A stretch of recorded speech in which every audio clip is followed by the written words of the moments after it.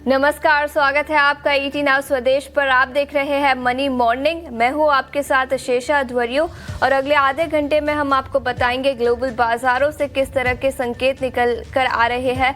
खबरों के दम पर, ब्रोकरेज रिपोर्ट्स के दम पर कौन से स्टॉक्स फोकस में रहेंगे और इक्विटी और कमोडिटी मार्केट में किस तरह की रणनीति बनानी चाहिए, उस पर भी हमारे साथ कई सारे मेहमान जुड़ेंगे। डिम्पी कार्ला जो आज पर बाजार की किस तरह की रणनीति बनानी चाहिए उस पर भी नजर डालेंगे।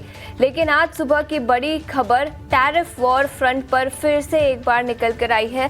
डोनाल्ड ट्रंप ने रीइटरेट किया है 25% के टैरिफ्स लगाए जाएंगे कनाडा और मेक्सिको पर, और इसके अलावा याद रखें चीन पर भी एडिशनल 20% टैरिफ्स लगाए जाएंगे। याद रखें पहले भी ये खबर आ चुकी है, लेकिन कनाडा और मेक्सिको पर जो टैरिफ्स लगाए जाएंगे वो आज से यानी 4 मार्च से इफेक्टिव हो जाएंगे और रेसिप्रोकल टैरिफ 2 अप्रैल से लागू होना शुरू हो जाएंगे। तो काफ़ी कुछ बयान फिर एक बार ग्लोबल बाजारों से निकल कर आ रहे हैं और इसी के चलते कल अमेरिकी बाजारों में तेज़ गिरावट दिखी। डाउ जोन्स की बात करें या S&P 500, सभी सेक्टोरल इंडिसेस भारी गिरावट के साथ बंद होते हुए नजर आए। एशियाई बाजारों से भी आज कमजोर संकेत निकल कर आ रहे हैं। गिफ्ट निफ्टी की बात करें तो यहां पर भी कमजोर ओपनिंग के संकेत। ग्लोबल बाजारों में डाउ जोन्स 650 अंक फिसलता हुआ नजर आया। इसके अलावा सभी सेक्टोरल इंडिसेस लाल निशान में बंद हुए। लेकिन अभिषेक अब हमारे साथ जुड़ चुके हैं। अभिषेक, गुड मॉर्निंग। फिर एक बार कुछ बड़ी खबर निकल कर आई, चाइना पर एडिशनल टैरिफ्स लगाए गए और चाइना ने अब रिटेलिएट भी किया है। उनका मानना है कि अमेरिका को रिकंसिडर करने चाहिए अपने एडिशनल टैरिफ्स। पूरी डिटेल्स बताएं।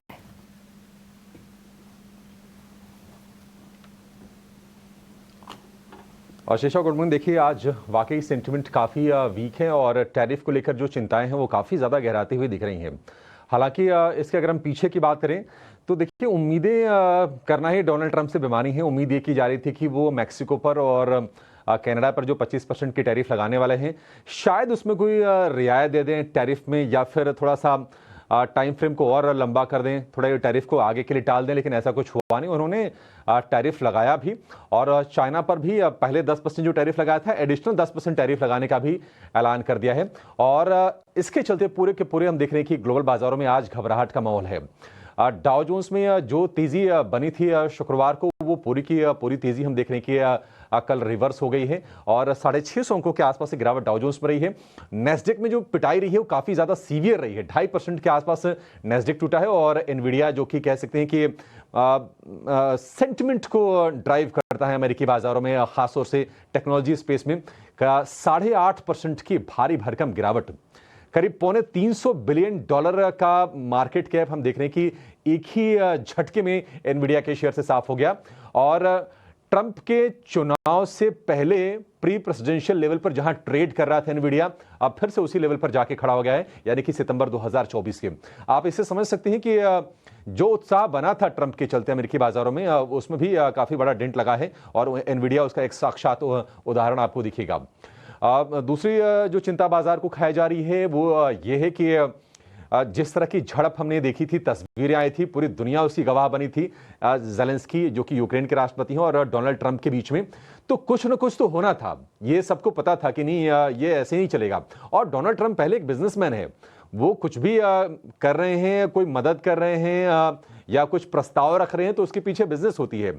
तो यूक्रेन के मिनरल्स को लेकर वो डील करने वाले थे, खैर वो डील नहीं हुई। काफी कह सकते हैं कि बिटर नोट पर उस बैठक को अब्रप्टली खत्म करना पड़ा और उसके बाद जो प्रेस कॉन्फ्रेंस वगैरह होनी थी वो कुछ भी नहीं हुई। और अब खबर आ रही है व्हाइट हाउस के सूत्रों के हवाले से कि जो मदद दी जाती है यूक्रेन को उसको पूरी तरह से बंद करने का ये फैसला ले लिया है डोनाल्ड ट्रंप ने। सूत्रों के हवाले से ये खबर जरूर आ रही है। एशियाई बाजारों का भी सेंटिमेंट हम देख रहे हैं कि काफी ज्यादा खराब है। निकेई में करीब 850 अंकों के आसपास की गिरावट है। हम दो बाजारों को बहुत क्लोजली ट्रैक करते हैं, एक तो जापान का बाजार है निकेई और दूसरा हांगकांग का इंडेक्स है हैंगसेंग। इन दोनों को हम ज्यादा ट्रैक करते हैं, बाकी बाजारों को हम उतना तवज्जो नहीं देते हैं। हैंगसेंग में भी करीब 450 अंकों के आसपास की गिरावट है। तो ये दोनों के दोनों बाजार भी हम देख रहे हैं कि काफी आज नेगेटिव शुरुआत के संकेत बाजारों के लिए दे रहे हैं। अगर हम गोल्ड की बात करें, लोगों का थोड़ा सा रुझान बढ़ा है सेफर एसेट्स की तरफ, जो कि इक्विटी में जब भी आपको दिक्कत दिखेगी, लोग थोड़े सुरक्षित निवेश की तरफ जाते हैं। गोल्ड को फिर सपोर्ट मिला है, भाव पहुंच गया $2900 के आसपास के हम देख रहे हैं। कच्चे तेल में हालांकि गिरावट आई है, कच्चा तेल आ गया है $71 के आसपास, तो ये अपने लिए कह सकते हैं कि एक राहत की चीज जरूर है। लेकिन जो राहत हम उम्मीद करके चल रहे हैं कि हमें मिले, उसके दूर दूर तक कोई संकेत, कोई सिग्नल आते हुए बाजारों को नहीं दिख रहे, और वो है एफआईआई की खरीदारी। कल के सत्र में भी भारतीय बाजार में 4000 करोड़ रुपए से ज्यादा की एफआईआई की बिकवाली का ही आंकड़ा है, और ये चीज निश्चित तौर पर डेंट करेगा।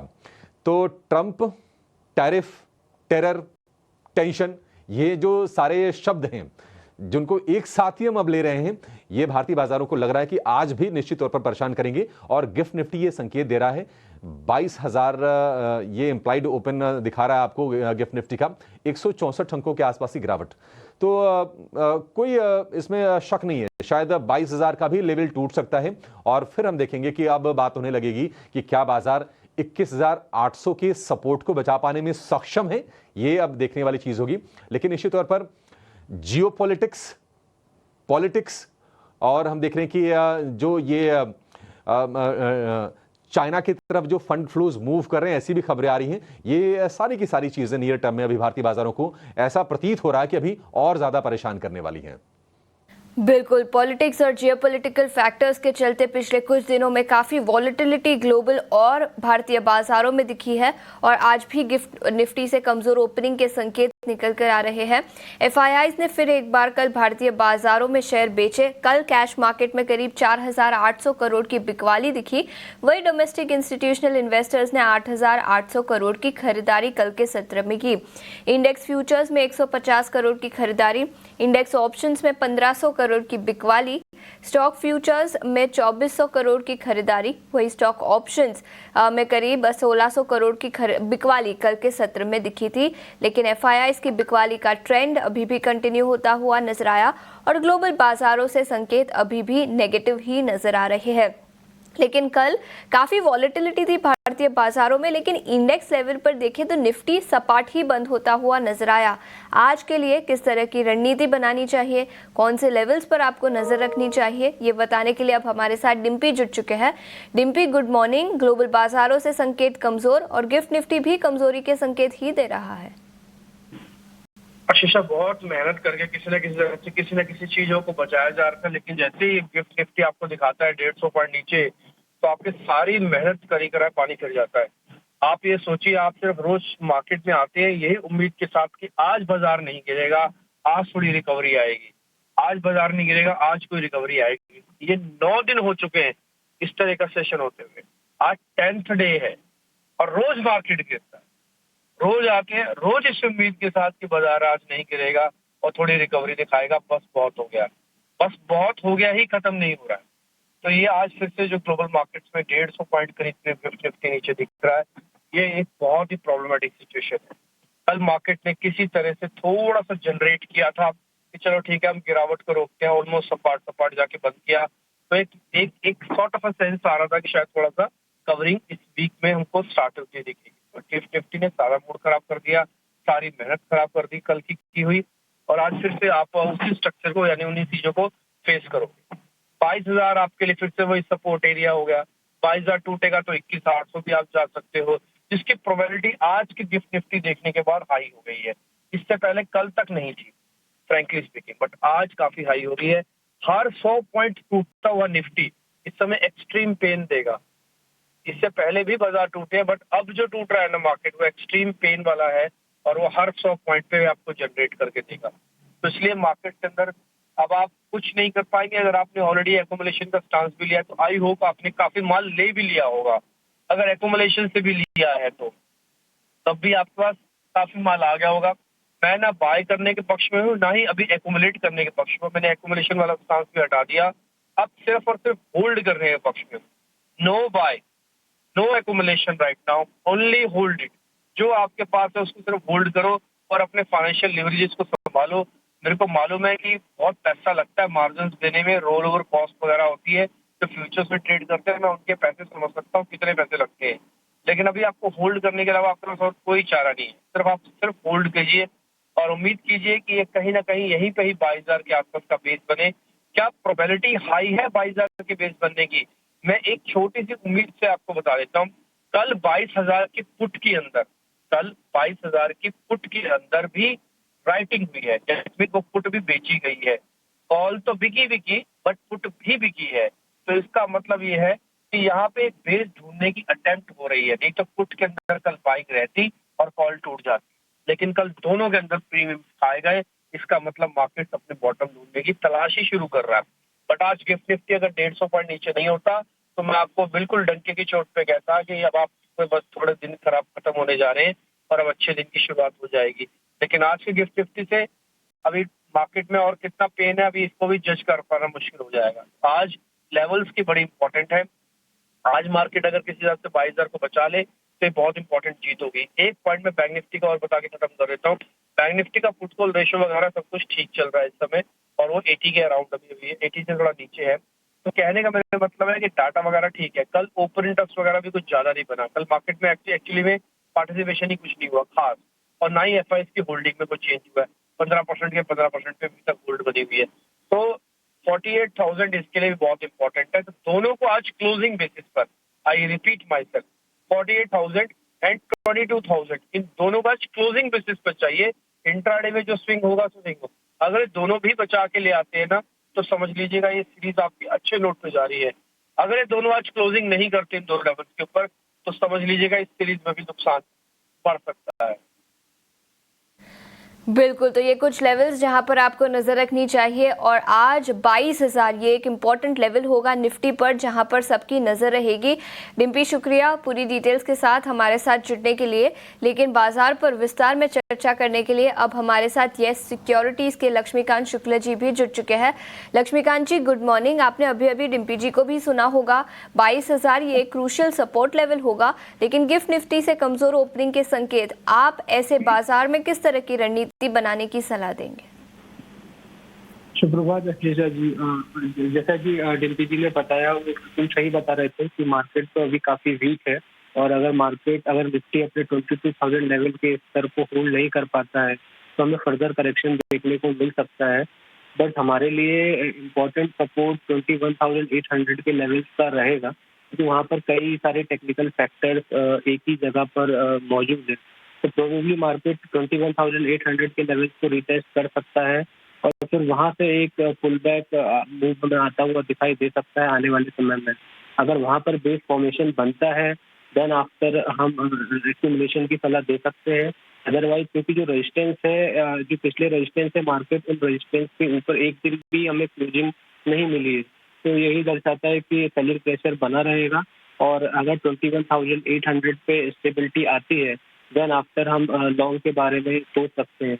वहीं पर बैंक निफ्टी ने भी कल अपने जो प्रीवियस मंथ के स्विंग लो है, जनवरी मंथ के स्विंग लो है, तो उनको रिटेस्ट किया था, जो कि अराउंड 48,040 के आसपास आ रहे हैं। तो प्रोबेबली बैंक निफ्टी के लिए भी जो 48,000 का लेवल है काफी अहम लेवल है, क्योंकि अगर यहाँ से कोई पुल बैक मूव आता है तो एक double bottom kind of formation बनेगा बैंक निफ्टी में, तो वहाँ से हम रिवर्सल के संकेत हम ले सकते हैं बैंक निफ्टी के लिए।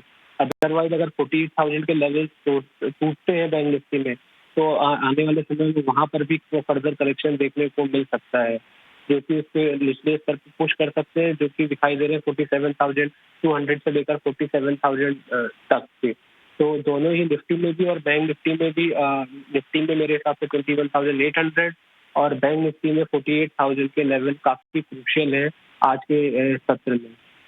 बिल्कुल, तो ये कुछ इंपॉर्टेंट लेवल्स जहां पर आपको नजर रखनी चाहिए। लेकिन लक्ष्मीकांत जी, इसके अलावा स्टॉक स्पेसिफिक आइडियाज कौन से होंगे आज के लिए?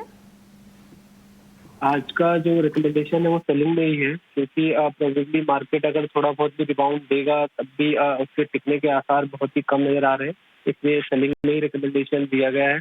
तो जो हमें आईसीसीआई जनरल इंश्योरेंस शॉर्ट करके चल रहा है करंट मंथ के कॉन्ट्रैक्ट में, और इसमें जो हमें स्टॉप लॉस रखना है वो रखना है 1710 का, और जो टारगेट है उस सबसे टारगेट निकल कर आ रहा है 1605 के, क्योंकि इस स्टॉक ने अपने प्रीवियस लो को तोड़ दिया है और पिछले 2 से 3 दिनों का अगर पेशेंस देखें तो यहाँ पर back to back lower top lower bottom का फॉर्मेशन बनता हुआ दिखाई दे रहा है। तो इसी के हिसाब से यहाँ पर फर्दर वीकनेस बढ़ सकता है स्टॉक में। तो 1710 के स्टॉप लॉस के साथ 1605 के लिए हम आईसीआईसीआई जनरल इंश्योरेंस को करंट मंथली कॉन्ट्रैक्ट में शॉर्ट करके चल सकते हैं। ठीक है, तो आईसीआईसीआई लोम्बार्ड के फ्यूचर्स पर यहाँ पर बिकवाली की राय लक्ष्मीकांत जी की तरफ से। शुक्रिया समय निकालकर हमारे साथ जुड़ने का। शरद के पास जो हमारे साथ स्टूडियो में जुड़ चुके हैं, जो हमें बताएंगे खबरों के दम पर आज के सत्र में कौन से स्टॉक्स फोकस में रहेंगे। शरद, गुड मॉर्निंग, बताएं। जी बिल्कुल, गुड मॉर्निंग आशीषा। मैं एक चीज़ बता दूं कि जो टैरिफ्स का जो न्यूज़ फ्लोज आ रहा है यहाँ पे ऑफ कोर्स कमोडिटी रिलेटेड जो आपने सेगमेंट बताई थी वहाँ पे भी कुछ थोड़ी बहुत इम्पैक्ट देखने मिल सकती है। चाइना में तो हमने देखा है कि थोड़ी सी डाउनवर्ड रिविजन्स आ रही है मार्केट्स में, लेकिन कुछ स्पिल ओवर इम्पैक्ट भारत में पड़ सकता है। आज देखिए न्यूज़ फ्लो ज़्यादातर मैक्रो है, बिल्कुल, और ग्लोबल फैक्टर्स। जी बिल्कुल, और खबरों वाले शेयर्स में भी कुछ अगर हम बात करें तो इस पे जो है टाटा ग्रुप पे जो है नजर रखिएगा आशीषा। यहाँ पे ऑफ कोर्स थोड़े दिन पहले ही टाटा इन्वेस्टमेंट, टाटा केमिकल जैसे स्टॉक्स में तेजी भी देखने मिली थी और हलचल हो रही थी, वॉल्यूम्स बढ़ गई थी। यहाँ पे ब्लूमबर्ग से न्यूज़ आ रहा है कि टाटा कैपिटल जो है लगभग $11 बिलियन जो है ले सकता है अपने वैल्यू पे। जो आईपीओ उनकी नहीं है वो आने पे लगभग $2 बिलियन का ये फंड रेज रहेगा, तो इस पे भी नज़र रखिएगा। इन दोनों स्टॉक्स में खास करके टाटा केमिकल्स और टाटा इन्वेस्टमेंट, यहाँ पे टाटा सन्स का भी स्टेक है और क्रॉस होल्डिंग्स रहता है, तो उसके कारण वैल्यू अनलॉकिंग देखने मिलता है। तो इन स्टॉक्स में आज तेज़ी आ सकती है। इंडिया एनर्जी एक्सचेंज की बात करें तो यहाँ पे strong set of February numbers आए ऑपरेशनली। मंथली इलेक्ट्रिसिटी जो ट्रेडेड वॉल्यूम है वो 9% बढ़ा ईयर इन ईयर बेसिस पे। और ऑफ कोर्स याद रखिए इलेक्ट्रिसिटी का ज़्यादा यूसेज भी देखने मिल सकता है अभी आने वाले समर मंथ्स में, और आईएमडी ने भी प्रेडिक्शन दिया है कि हायर साइड पे जो है आपके वार्मर मंथ्स देखने मिलने वाले हैं। गोदरेज प्रॉपर्टीज़ के लिए नेगेटिव न्यूज़ है, Kochi land development deal TCM के साथ उन्होंने रद्द कर दिया। वही सुदर्शन केमिकल जो है एक्विजिशन कंप्लीट कर लिया जर्मनी की ह्यूबैक ग्रुप के साथ। और आखिर में कोफोर्ज पे भी याद रखिएगा, यहाँ पे बोर्ड जो है आज शेयर स्प्लिट पे विचार करने वाली है। और भारतीय एयरटेल की भी आखिर में बता ही देता हूँ, जहाँ पे पेमेंट्स बैंक और डेटा सेंटर यूनिट की आईपीओज पे जो है कंपनी विचार करेगी। ये ईटी की रिपोर्ट आई है, तो ये अहम स्टॉक्स है, इस पे आपकी नज़र होनी चाहिए। यहाँ पे आज एक्शन देखने मिल सकता है। बिल्कुल, तो कई सारे स्टॉक्स जो खबरों के दम पर आज के सत्र में फोकस में रहेंगे। सुदर्शन केमिकल, इसके अलावा भारतीय एयरटेल और टाटा ग्रुप के सभी स्टॉक्स। टाटा कैपिटल के आईपीओ की न्यूज़ निकल कर आई है, जिसके चलते यहाँ पर भी एक्शन दिखेगा। शरद, शुक्रिया पूरी डिटेल्स के साथ हमारे साथ जुड़ने के लिए। लेकिन ब्रोकरेज रिपोर्ट्स आज सुबह कहाँ से निकल कर आई है ये बताने के लिए अब हमारे साथ रविंदर जुड़ चुके हैं। रविंदर, गुड मॉर्निंग, बताएं कहाँ पर बड़े अपग्रेड्स और डाउनग्रेड्स दिखे हैं। जी, तो सबसे पहले हम शुरुआत करेंगे ऑरोबिंदो फार्मा से, जहाँ पर इलारा ने नोट निकाली है ऑरोबिंदो फार्मा पर, और उन्होंने मेंटेन रखा है buy rating and target price जो 1568 का रखा है, जहाँ पे उनका कहना है कि जो ऑरोबिंदो का जो स्टॉक है वो एट्रैक्टिवली प्राइस लग रहा है और न्यू पेनिसिलिन जी जो है वो इंडिया को जो है सेल्फ सफिशिएंट बना सकती है। उनका मानना है कि जो काकीनाडा का जो प्लांट है वो इंडिया का जो रिक्वायरमेंट है पेनिसिलिन जी के लिए वो 80% जो है रिक्वायरमेंट फुलफिल कर सकता है। और मैनेजमेंट कॉन्फिडेंट है कि ये प्लांट जो है वो प्रॉफिटेबल हो सकता है FY26 में। इसी के साथ साथ जेफरीज की भी नोट आ रही है इंडियन फार्मा पे, जहाँ पे उन्होंने जेनरिक्स मंथली ट्रैकर पे नोट निकाला है, जहाँ पे उन्होंने कहा है कि जो इंडियन फार्म्स जो है उन्होंने जेनरिक रेप लिमिट में जो है सेल्स इंक्रीज़ किया है as compare to last quarter. और वहीं सिप्ला ने भी जो है 2.8% का मार्केट शेयर लॉस किया है एल्बुट्रोल इनहेलर्स में। और टेम्पररी हॉल्ट के बाद लुपिन के जो है मार्केट शेयर में इंक्रीज हुआ है जेनेरिक स्पिरिविया में।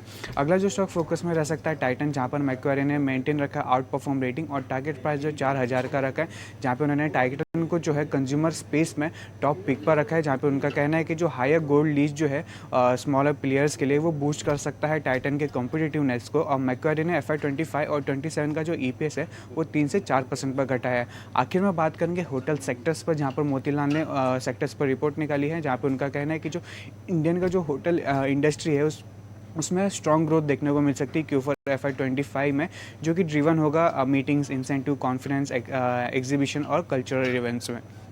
और जो लीडिंग होटल चेन है उसमें जो है 12 से 14% का जो है रेवेन्यू पर अवेलेबल रूम की जो है ग्रोथ में देखने को मिल सकती है। और मोतीलाल ने जो है इंडियन होटल्स पर बाय रेटिंग रखा है और 960 टारगेट प्राइस के साथ, वहीं लेमन ट्री पर जो है उन्होंने बाय रेटिंग रखा है और टारगेट प्राइस जो 190 का रखा है।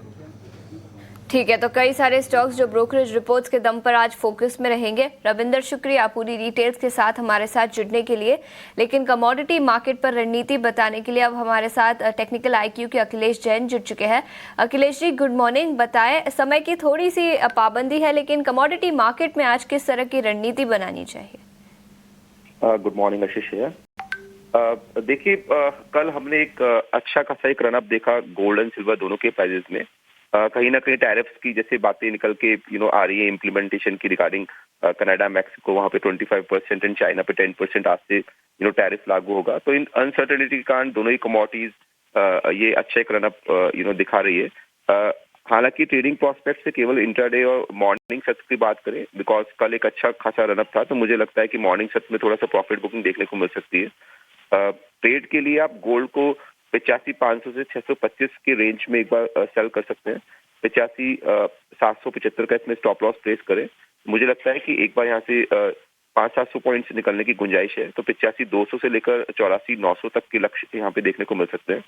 वहीं सिल्वर में भी आप 96,000 मिलता है, तो सेल ऑन राइज रणनीति रख सकते हैं। 96,800 का सेल लगाए, 95,325 के लक्ष्य के लिए। जी ठीक है, तो इस तरह की रणनीति कमोडिटी मार्केट पर। अखिलेश जी, शुक्रिया समय निकालकर ईटी नाउ स्वदेश के साथ जुड़ने के लिए। इतना ही समय था हमारे पास इस शो पर, लेकिन आप कहीं